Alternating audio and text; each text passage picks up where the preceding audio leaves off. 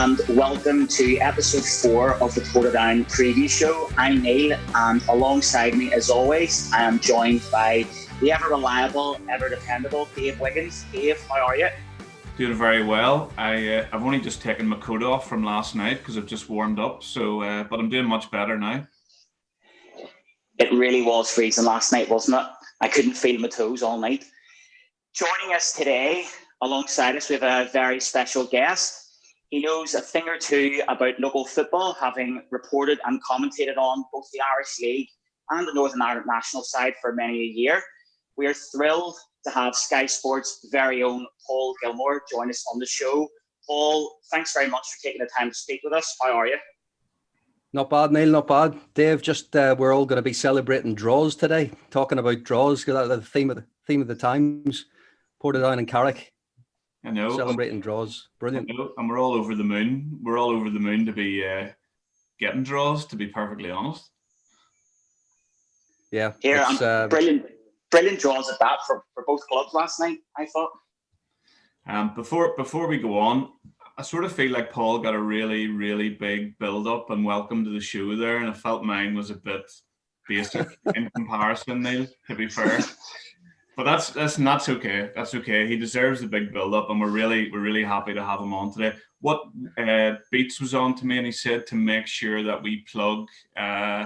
Basically, there's a lot of people who watch this show who don't actually subscribe to our YouTube channel, so it's obviously very helpful if you could take a second now and just hit the subscribe button. That will help the football club in the long run. So I'll give that a little plug before we forget. Thanks very much for stealing my lines, because I did have that planned, but we'll let it slide. I tell you what, the lines work, because I hadn't subscribed. I watched one last night and I haven't subscribed, so I'll do it. I'll subscribe after. Thanks, Paul. There's an extra Thank you very much. Well, that being said, obviously, with a full raft of games to review and preview at the weekend there, Portadown were playing away to Coleraine, a difficult place to go. Dave, you managed to land yourself a gig as colour commentator for the day. How did that go? I wasn't supposed to be the commentator. I was going up. So my good friend Dave Calvin, hi Dave, he does all the social media and all the media stuff up at Colt. Well, he doesn't do it all, but he sort of looks after it and has a good hand on it. And he had sort of said, do you want to come up and do a little something before the match and something at halftime?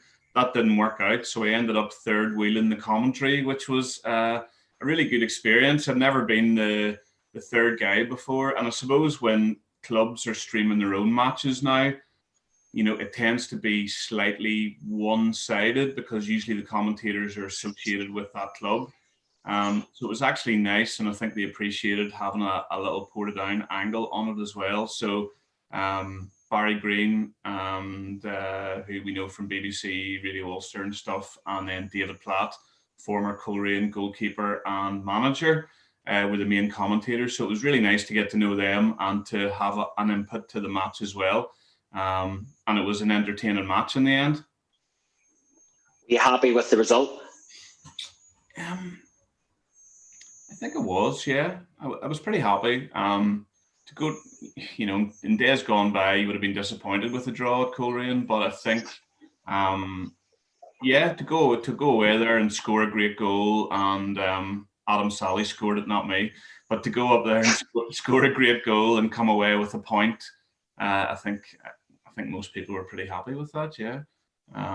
We had other chances, but Coleraine had other chances as well. Of course, Jacob Carney made a couple of good saves from one-on-ones, just making himself big and getting a touch on things. And so, yeah, I was happy overall with the draw. What did you make? I think you've touched on it before, actually, and you've touched on it before in previous episodes. I think the reason to be happy for an away draw against Coleraine or an away draw against Larne is because as much as you think of Portadown as the big club, all these teams are at different stages of development. That's just the football cycle, and that's what it feels like at the moment. Coleraine and Larne are the team of the moment. Really, everyone's talking about them in terms of going for a title. It's all quite new. It's challenging the norm, and with Coleraine, they've been up there under Oran Kearney the last few years and are used to it. So it feels like the teams are at different stages of development. Yes, Portadown, massive club, but it is a a step forward on the pitch. Yeah, I think that's a fair point, and we understand where we are, and we are in that building process now. So being, we're scrapping with Carrick and Dungannon and Moran Point to try and clamber slightly above them and be in that mid-table section, but it's very, very difficult. So yeah, I think the players were happy, the manager was happy. Yeah, I think a point was a good result up there. What did you make of the red card, Adam Sally? In my day, that was never a red.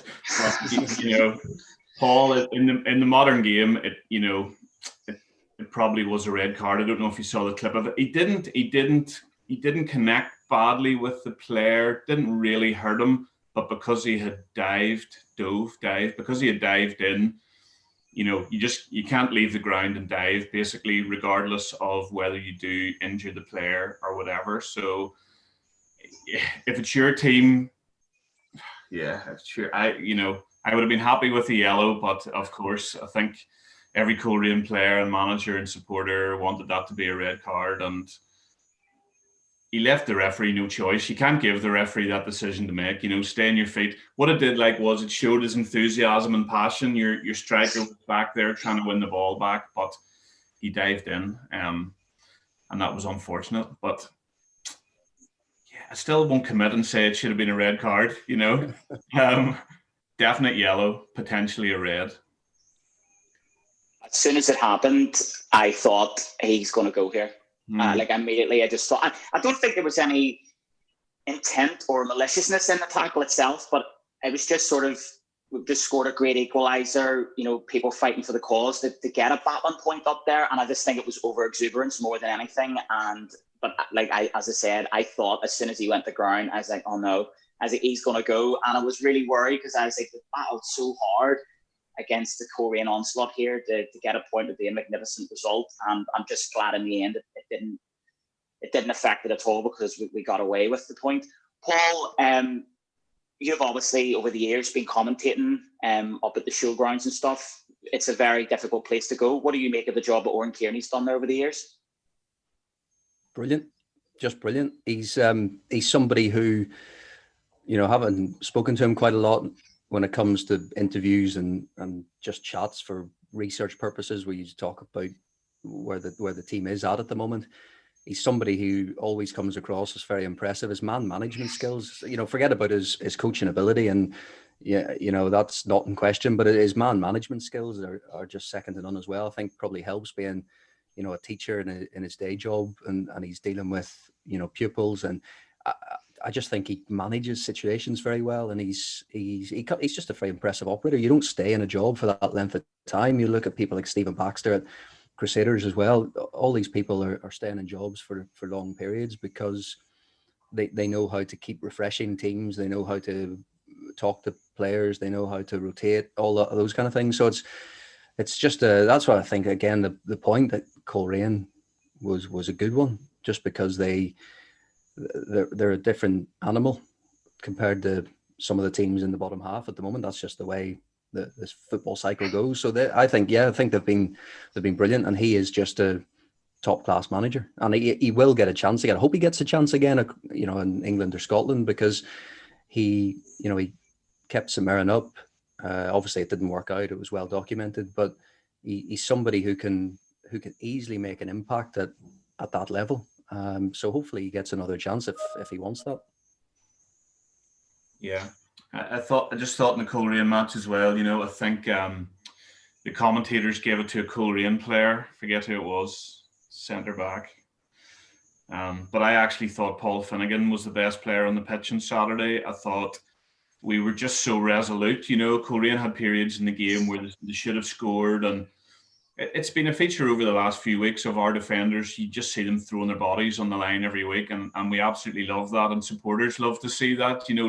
Last gasp tackles, and our defence has been doing really well. I thought on Saturday in particular, Paul Finnegan just seemed to be clearing everything away. And when you're playing a team who's got a good strike force like that, in the Irish League, you got to deal with the defending first. You got to win the ball and get it away from danger. So I thought Finnegan was really, really good, and Carney had made those couple of little saves where he made one from Owen Bradley and he made one Curtis Allen had lobbed him, and he just got a tip on it, which slowed the ball down, and then Skinnell was able to hack it clear. So really resolute performance, dogged determination, all of those words. And the pitch was muddy, and the goal mouth, when the goalkeeper stood in it, his boot was in the goal mouth that much. So it was just one of those days. And we fully deserved the point, really. I think as well, like we touched on in previous shows, Portadown have went away to Linfield. They've went away to Crusaders, Cliftonville Carrick, and conceded a bucket load. The fact that we went to Coleraine and we only conceded one and defended resolutely is a massive credit to the defence. They've obviously been taken on board at what they're being coached at the minute, and I saw a lot of teams go to Coleraine and get absolutely hammered. So especially now with the rich vein of form they're in, they're slowly crawling their way back up the league. So I think it's an excellent point, and I think everyone was delighted and they were just pleased at the end that we managed to hold on. That being said, obviously we had the Coleraine result. Moving on, we played Larne last night. Another very difficult place to go. In fact, I think a lot of Portadown fans leading into these two fixtures would have said if we had even got a point out of one of the games, it would have been a great return. Last night, we drew 2 each away to Larne, so we managed to get 2 points out of those two games, but as I said, a very difficult place to go. What are your thoughts? Paul, we'll start with you.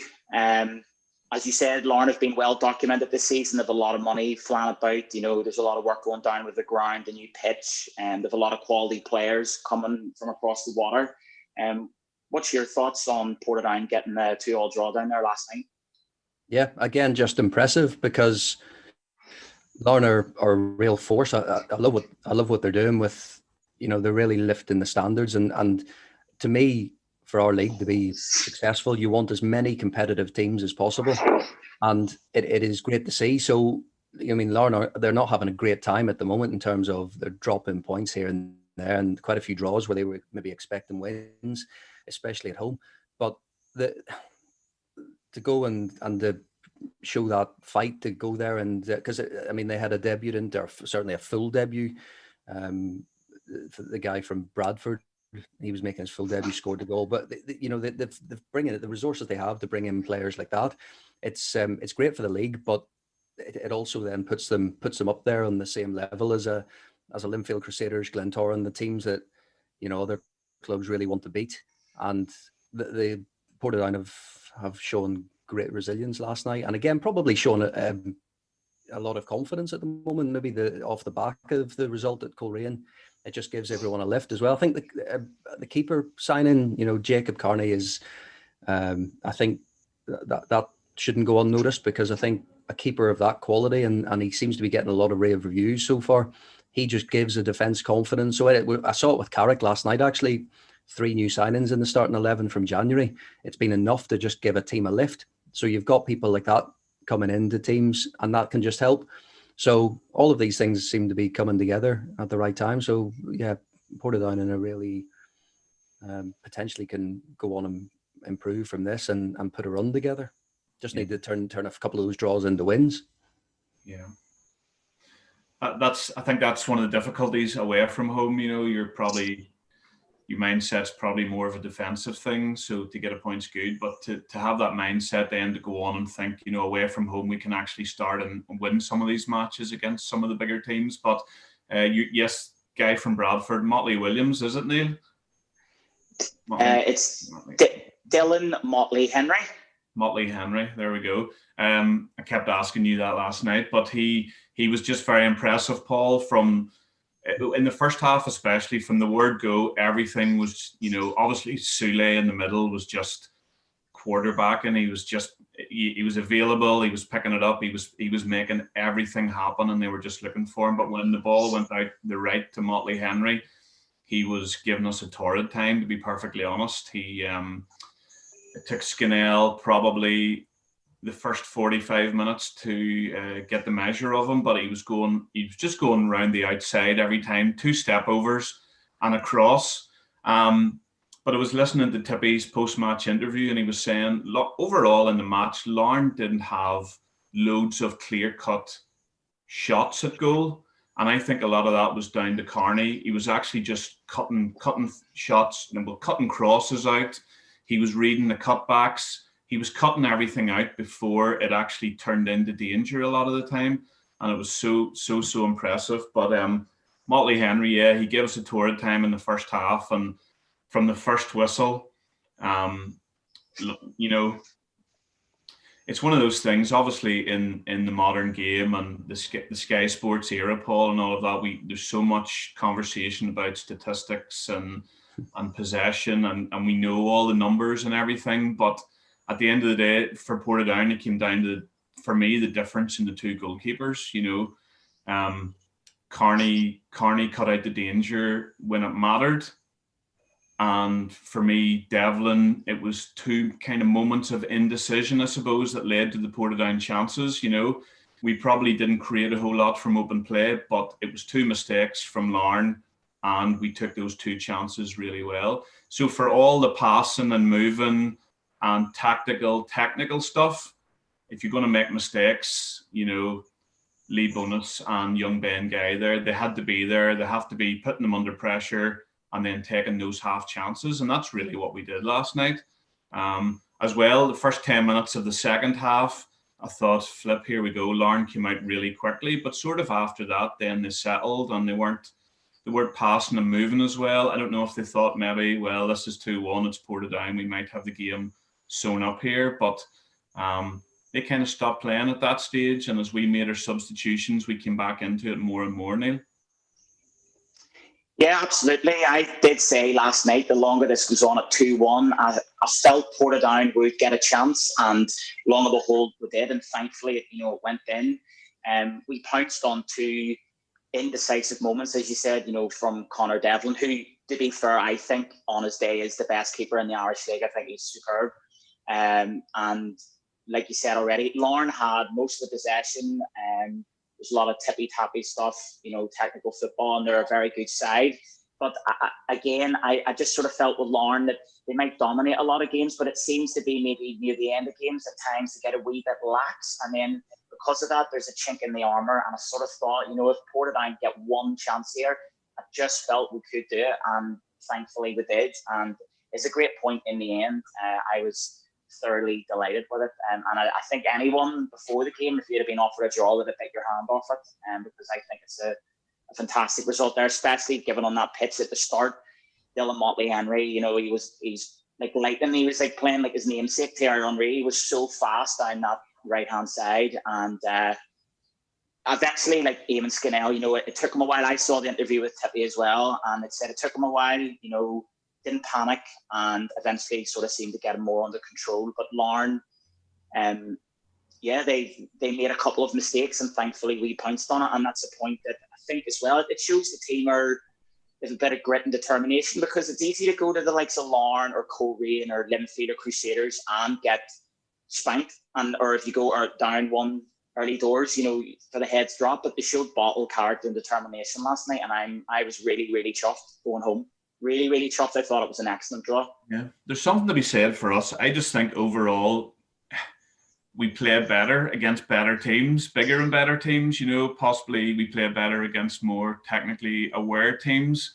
I don't know what it is, but whatever the Latin is for we play better against better teams, I think that should be the club motto, because I don't think we have one really. So let's start with that. We need to get that embroidered into a few badges here. We play better against better teams, because you can do that. We can play well, and then we can go and get duffed by Carrick or beaten at home by Warren Point. And those are the big letdowns after you do play well. But do you know what? 2 points on the road this week. Very, very happy. Would have been chuffed with one. I'm over the moon with two. And especially Paul with Carrick drawn against Linfield last night. Dungannon not playing. Warren Point getting beaten. That's our group of four that we have to finish in the top of that group of four, really. Yeah, and nothing to be ashamed about getting stuffed by Carrick away. I was wondering when we were going to talk about Are that. you from Carrickfergus as well, Paul? I am, yeah. Oh, wow. All the Carrickfergus boys here. Look at the smiles. No, do you know what it was? The reason I think the night of that game, we had a live game on Sky. Actually, I can't remember what game it was now. Maybe Crusaders Coleraine, and we were doing that because there was a full program of matches. We were doing the score updates, and obviously Portadown took the lead from memory, didn't they? Yeah. So yeah, Portadown took the lead, and of course we've seen that come up on the screen. I've had to say that. I was like, here we go. And then next thing, it's 1-1, 2-1, 3-1. I couldn't believe it. So it was a case of 4-1 open brackets, FOUR close brackets. It was one of those, you know. It was just for me that was a lovely result. Obviously not so much for Portadown, but nice result, because over the years, like certainly when I started out doing sports sound with Radio Ulster, when I was covering Portadown, I loved going to Portadown because there were players of the quality. When I first started, I did my first report on sports sound when I was 17. So Vinnie Arkins and Gary McCutcheon were still up front, and you know, then Kevin Braniff, Gary Hamilton, you know, you all these players, Michael Collins. It was Portadown were brilliant to watch under Ronnie McFall, such a physical team, and you know, it was just great to see Portadown doing well at that time. So that's why it was a nice result, because it looks 4-1 looks good against a club like that. But there's some good days watching those Portadown team. So, I remember one. I was talking Neil's rage in there that you're giving Carrick the big build up here, Paul. I can see it in him. He hates it. I can tell. Look at it. He's in his Portadown title winning kit there, and he's fuming, longing for the good old days. But yes, indeed. Do you know what? While we're on that there today, I'm wearing the 95-96 title winning home shirt, and I may give a shout out here to my dad, because if I don't, he'll be on the phone. So I had this shirt hooked out. Obviously, it's not mine, it's my dad's, because my shirt from back then would have been, I don't think it'll fit me now, but harking back to the good old days. And I was listening to the Rembrandts on the way up the road earlier on in the car, because that was always played at Shamrock Park back then, and it just reminded me of the smell of cigars from the old stand. So yes, here we are. And is it just the top, or is it the full kit? You know, you like a full kit. Oh, the shin pads on as well. Let me see your other arm there, Neil. Have you got a captain's armband on too? Yeah, I'm sure we all. On that subject of kits, obviously, Dave, you've been winding our kit manager up quite a lot over the past few weeks. What did you make last night? We wore the purple kit for the first time this season, as I was advertising last week. Listen, I was trying to avoid the subject of kits this week, to be perfectly honest. But I honestly think the white kit's getting burnt, because as soon as I saw us running out in purple last night, it actually gave me more confidence. I sort of thought, purple kit, potential here tonight. So I don't usually feel that when we're wearing the white kit. So I think white kit, let's get it burned. Let's just use the purple kit every week. On the subject of kits again, I'm throwing this out there. I think I said to you last night. If the powers that be are listening to this show, I want a yellow and red away kit. Make it happen. All right. Like the good old days back in the 80s. Yeah. In the good old days, Ronnie was just the powers that be. He was just all the powers that be. If he wanted a yellow kit, you would have had a yellow kit. Like.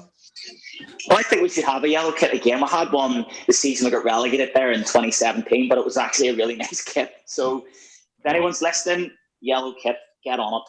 Yeah. Neil, just before we, I presume, move on to talk about this week's matches, obviously the player of the month these days is sponsored by We Are Ports, and it hasn't been announced yet, but Adam McCallan won the player of the month for January. So congratulations to Adam. We'll get him his trophy as soon as we can. Closely followed by Stephen Taggart, Greg Hall and Lee Bonus. It was one of the closest ones ever, but congratulations, Adam. I thought he had an excellent January in there, you know, coming in, not having played a whole lot, and then coming in beside Paul Finnegan, and just he seemed to be able to deal with most things really well. So congratulations to him. Yeah, I would second that. In fact, last night I thought he was outstanding as well. He put his body on the line on plenty of occasions. So yes, well done, Adam. So moving on, this weekend coming, we have another big fixture against one of the better sides, so to speak. This week we have Cliftonville at home, at Shamrock Park Saturday, 3 o'clock. Paul, what are your thoughts on Cliftonville this season? Do you think they're in the round where they should be? Should they be a bit higher? Are they punching above their weight? What are your feelings on them at the minute? I think they're in that stage at the moment where they're just not quite finding the consistency. I mean, every season you do get the teams that are hovering sort of around that mid-table that maybe just struggled to put the consistent run together. I saw them against Glenavon live back in December, and I thought they showed glimpses. They showed glimpses of what they're capable of. I think I know that lots been talked about the swap deal with Glentoran and Conor McMenamin and Paul O'Neill. I think Paul O'Neill, I mean, as he showed last night with a good finish, he's perhaps really surprised at that because he's been talked up a lot. He's well thought of. Excuse me. So I think they've made a really good signing there, even though Glentoran have too. Obviously, Conor McMenamin's been a really good player for Cliftonville. So they haven't lost out too much. It's sort of almost like for like, but O'Neill has got a promising future and could end up scoring a lot of goals. They've been so used to Joe Gormley down the years scoring the goals, obviously Liam Boyce as well, but mainly in recent years, Gormley and his injury troubles and stuff like that have caused some problems. That any team would miss a fit and firing Joe Gormley. But Cliftonville, you know what you're going to get. They're going to be competitive. They are going to try and get the ball down and play. But again, they're hard to predict. Yeah. Dave, Joe Gormley is obviously out. He's injured. He has a habit of scoring plenty of goals against Portadown. Are you glad he's not playing? That being said, they do have more than adequate replacements. McCrudden, Curran, etc., etc. How do you rate our chances this Saturday? Yeah, I mean, first of all, we've only played 4 home matches this season, and we're about to go into a run here of 5 home matches in a run. 5 home matches in a row, and then we're away at Coleraine, and then we're twice at home to Glenavon in a week. So the next couple of months is actually potentially going to be really good fun, we'll talk about the Glenavon doubleheader at some stage. I'm getting excited thinking about that. It's a bit like an American end of season series or something, the Mid-Ulster World Series or something like that. Anyway, back to this week. I always fancy us at home to, not be beaten. And we've seen it this season. We've drawn at Ballymena, narrowly beaten by Linfield, drawn with Crusaders. At home, it's a different ball game than going away and playing on 4G pitches and all of that kind of stuff. So, yeah, Cliftonville are a little bit up and down. They've got quality players on their team. O'Neill's been brought in there. Yeah. I mean, we've nothing to fear in the league. We can play well against the top teams, and we can play badly against some of the bottom teams. So for me, Cliftonville are up there, top half of the table. I think we've nothing to fear in the game. We're coming into a little bit of form, I suppose. So first and foremost, goalkeeper playing well, resilient defence, and you can build from there. We've got, I don't know, is Adam Sally suspended this week? That I don't know, by being sent off last week. Is it a one match or what is it? Does anybody know? I don't know. I'd assume it'll be straight red. It'll only be not only be one, but because it wasn't violent conduct, so might have been. I don't know. I think he's going to be potentially on a 3-week ban, is he? Don't know, but anyway, so we've got Lee Bonus, we've got Stephen Murray, and young guy limped off last night. He was limping heavily at the end, but hopefully he can get that sorted out. We've nothing to fear. Cliftonville come to Shamrock Park, we could beat them, no problem. If we turn up and play to the best of our ability, we could definitely get a result. Yeah. I do believe this weekend, and obviously, thinking of ourselves, I think if we could get a win, it'd be brilliant. Carrick, if my memory serves me correctly, are playing away to Crusaders, and then Dungannon. I think Dungannon and Warren Point are playing each other on Tuesday next week as well. and then Carrick are playing Glenavon too. So there's the opportunity there to maybe, if a couple of results went our way, and we got a few points on the board, that we could. We're obviously third bottom at the minute, joint with on 11 points with Dungannon, but it would be good to. You said it last week, Dave. You don't want to finish in the bottom two because nobody can say, "Oh, you've only stayed up because of a technicality and all that nonsense." I agree. I want out of the bottom. Well, I know technically we're not in the bottom two at the minute, but Carrick obviously have a couple of games in hand, and I think at the minute, if we were to get a win on Saturday and hopefully a couple of results go our way, would sort of put us on the right path. So following Cliftonville, we have another home game, as you said. This time against my best enemy, personally, Glentoran. It's always been a feisty fixture over the years.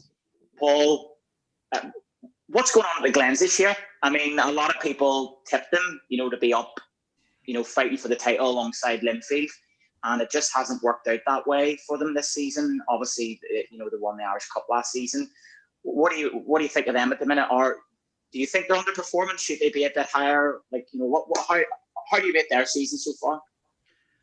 Yeah, I think they've just. I suppose the first thing to caveat it with is that this is probably the most unusual of all seasons. So I guess it's no surprise that some clubs maybe have. We don't know, behind the scenes circumstances involving COVID or all that kind of stuff, and it's the same for for all clubs. But it is a bit of an unusual season in that way. So it's been difficult to predict. I've been surprised. I saw Glentoran against Carrick on the live stream a couple of weeks back, and I think on another night Carrick could have got something from that game. It was Glentoran did surprise me with the amount of quality on the pitch that they had. That they just didn't seem to be quite clicking. I haven't seen enough of them live to know, but I think again, Glentoran, you just associate with being this massively successful club, and they've showed signs of trying to get back up to those levels with the Irish Cup win, as you mentioned. But yeah, they'll be disappointed with the way the season's gone. You just look at the league table, and people expect to see Glentoran up there. So I don't know. I think it's definitely. I don't know. Do you think the rivalry between Portadown and Glentoran is still as tasty these days? I don't know. It's obviously such a changeover and turnover of players over the years. That's the kind of game that could potentially just, if they get a couple of wins, it just takes a couple of wins to get a run together. But yeah, I'm just really surprised that they have struggled as much as they have this season. Yeah, I obviously don't know numbers, but for the reputed figures of money that they're paying to players, and they're a complete full-time staff right there, from the goalkeeper to the manager to the kit man. It's that sort of full-time revolution that's slowly coming. Larne and then Glentoran, and I think Linfield coming with that probably next season. You just expect Glentoran to be far higher up the table. And it comes down to it again. It's like the Larne thing. You can train all week and be full-time and work on all the technical stuff and set pieces. But if you make mistakes, or if it doesn't happen on a Saturday, it doesn't happen. Paul, I think the rivalry is still there. I don't know if it's lingering from the Ronnie McFall era, because that's obviously when it was at its height. But we played them in the Irish Cup last season at the Oval, and it was definitely there. There was a lot of excitement with the supporters on the bus and the numbers who travelled that day. And I'm just expecting a humdinger. We've been there at Cup quarterfinals and important matches on. It's Tuesday night, that match, Neil, is it? Tuesday night, 7:30, and it's live on BBC. Yeah. Oh, very good. So it's under the lights. It's a Tuesday night. The weather probably will be cold and a little bit misty. And I know it's a bit romantic, but, I'm hoping for a 4-3, Portadown to come out on top. Lead bonus with the fourth goal.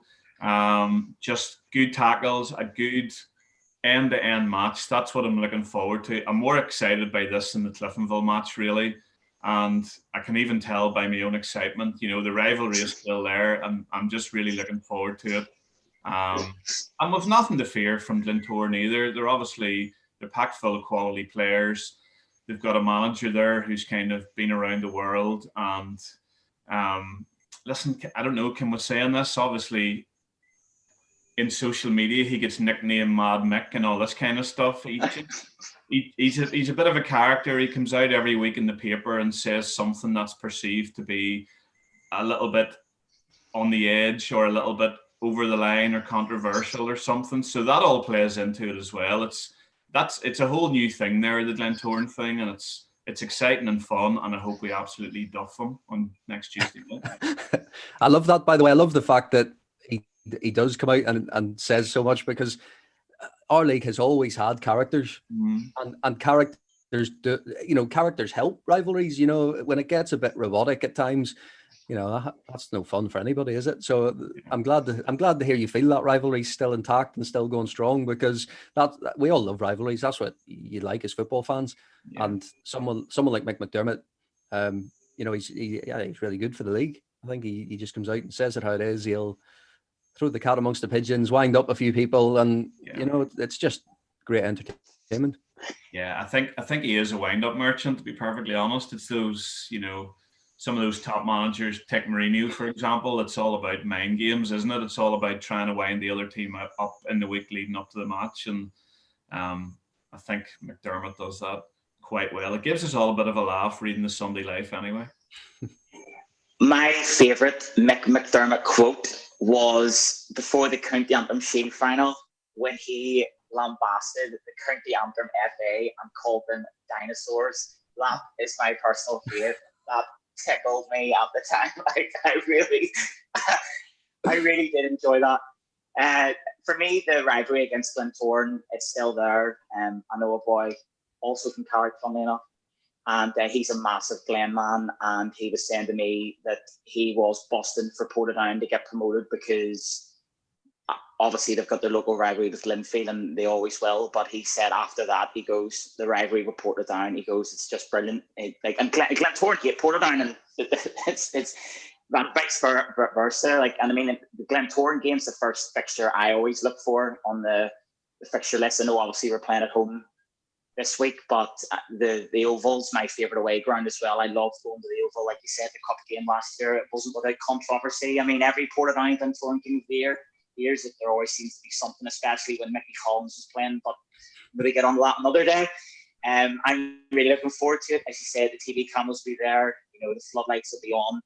Fingers crossed the weather doesn't hamper it a bit, because obviously in and around Craigavon's been getting hit pretty bad with the ice at the minute, so I'm sure the ground's going to have his work cut out. But yeah, I think everybody's looking forward to what hopefully will be a really good game, and fingers crossed 3 points reported down. And I know you mentioned Lee Bonus there scoring.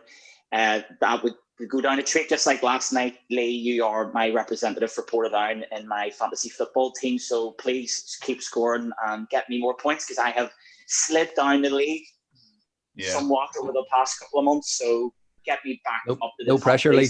No pressure.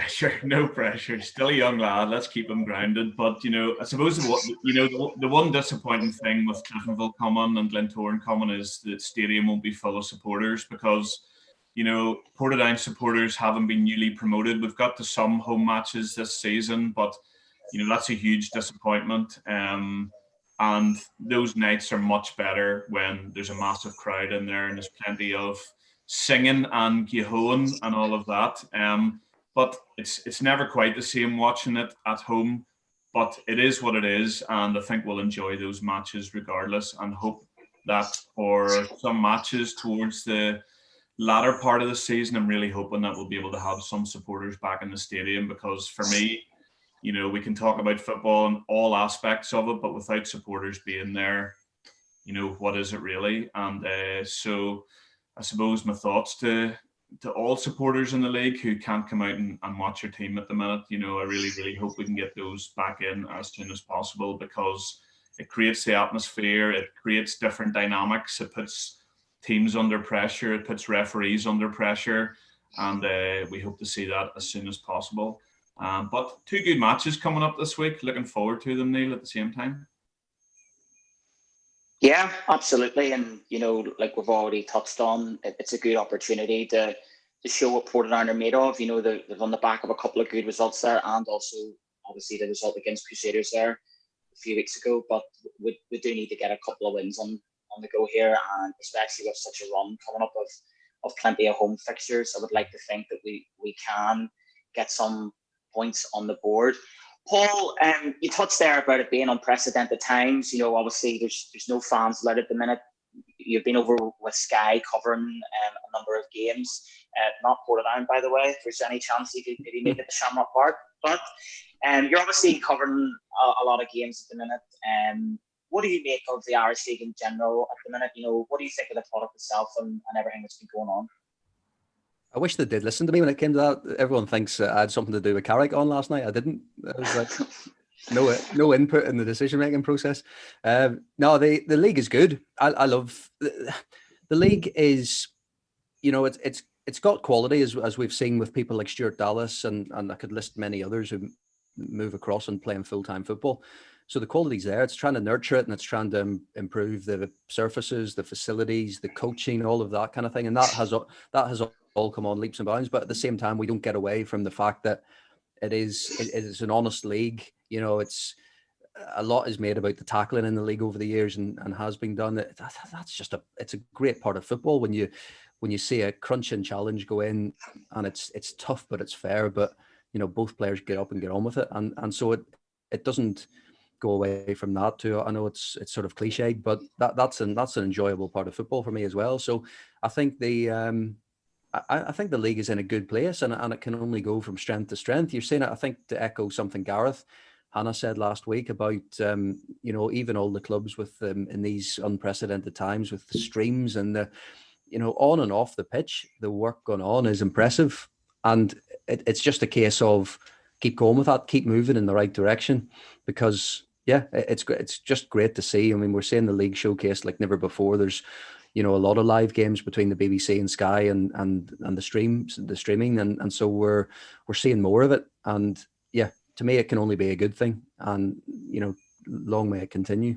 When you read down Twitter, Paul, sometimes you see the odd English person or the odd Scottish person has maybe discovered watching the Irish League on Sky for the first time. Maybe if their team's not playing, they're tuning in and watching a match like that. And I think they think it's an interesting, exciting kind of league. And, it may be not technically as good as, the Premier Division in England, for example, but it's an enjoyable thing to watch because there's always plenty of goals, there's always plenty of hustle and bustle, and I always have a little smile when I see people from across the water commenting and saying, "Oh, I watched an Irish League match in Sky last night. It was really good," and that makes you a little bit proud of the league as well. Yeah, I think so because I mean everyone will have their own opinions of what they like about football, whether that's the Premier League, whether that's non-league, whether it's League One, League Two, Irish Premiership, Scottish, whatever it may be. Some people just enjoy a good game of football sometimes, and I think you get good and bad games in every league in the world. So you just need to look at the. I mean, good luck to whoever has to decide goal of the season in the Irish Premiership, by the way, for this season, because that in itself that shows the qualities there. Some of the goals that have been scored. So yeah, you will get bad games, you will get good games. For me, that Crusaders Larne game a couple of weeks ago was just great to see that because again we're trying to showcase the two of the top three currently, and it lived up to it. A couple of great goals.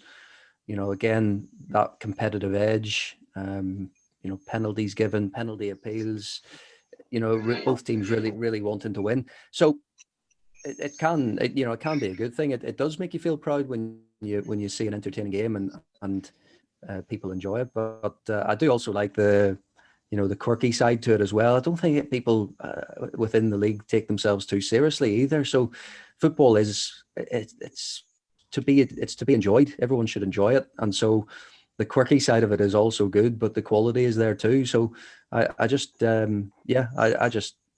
love the league, and I think I'm not the only one, but it's just a really entertaining league. And we don't have VAR to deal with, and that's a positive.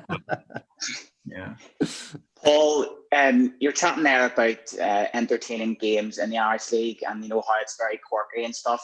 Obviously, we have chatted about a certain Portadown game that you covered back in the day for Radio Ulster, a certain Portadown Dungannon Swifts game. Oh. Brilliant. Absolutely. I don't know if do you both remember that game? Oh yes. I don't know what yes. to say. 3 well, listen, it obviously didn't go the right way for Portadown. 3-2 Dungannon from memory. I think Portadown had 3 players sent off. Frankie Hiles was the referee, and I think there possibly was John Convery was one of the ones sent off. He did. Michael Collins was definitely one of the ones sent off. Obviously, no shot there. But I think it boiled over a bit, didn't it? And I think Portadown even equalised with 8 men at one point. That's why it was just a surreal game. And we did. You're right. I don't know whether at the time I was just attracting games full of violence, but I think it was like there was that game. It was on the edge, and there was Newry Larne in the Irish Cup that had to be abandoned because of a brawl. The referee Raymond Krangle just walked off the pitch and left them to it on the pitch. And so there's been some interesting games down here, but that for pure entertainment and pure incident, you couldn't take your eyes off that Portadown Dungannon game. So that'll always be one Ports game that sticks in the mind. Yeah. Well, I think the referee definitely took his eyes off it that day. Some of the questionable decisions that went against us that day. But no, you're right. Like John Convery gets sent off, Kai Neal gets sent off, Mickey Collins gets sent off, and Ronnie was given his marching orders as well. Right. And as you said, Aaron Baker scored an equaliser with only 5 minutes to go. We had 8 men, but then Dungannon nicked it in the last minute and won 3-2. Neil, could you do something for me? Could you say questionable again there and look to the side the way you did it? I don't even realise you did it. Questionable. Yeah, there you go. You love that when you watch this back, I must admit. Listen, fellas, obviously, Paul, you've a hectic schedule. I do believe you have the Chelsea manager waiting for you after this. Do we want to keep him waiting? Maybe we should want to keep him waiting. I just want to say... go and ask Thomas Tuchel about Barnsley in the Cup. Okay, Thomas, listen, I'm sorry. Portadown Preview Show gets priority. Paul, I just want to say, as we wrap up here, we really appreciate you coming on. We understand, you've a hectic schedule, and hopefully, all being well, we'll see you at Shamrock Park soon. Thank you very much for coming on board. It's been an absolute blast speaking to you. Thanks, Paul. Dave, as always, thank you, and I shall be hearing from you throughout the next coming days, I would imagine. Like Dave mentioned earlier on, for anyone that's either new to listening or watching, questionable. For anyone new or regular listeners or viewers, like and subscribe to We Are Ports TV channel. As I said last week, they have some magnificent content, all the latest news, post-match interviews, and obviously the highlights from the game. So check them out on YouTube, Spotify, and all the various social media platforms. But that being said, as always, Dave, thank you. Paul, it's been a blast. Thank you very much for coming on. Yeah, let's see Matthew Tipton on Soccer AM again soon, by the way. Let's see some more of those skills on the sideline. That's a wee challenge for him there. Maybe on Saturday we'll see that. Anyway, bring on Cliftonville. What a week ahead. And the Glens. Don't forget the Glens. Right. See you later. Thank you. Enjoy, guys. Cheers. Thank you.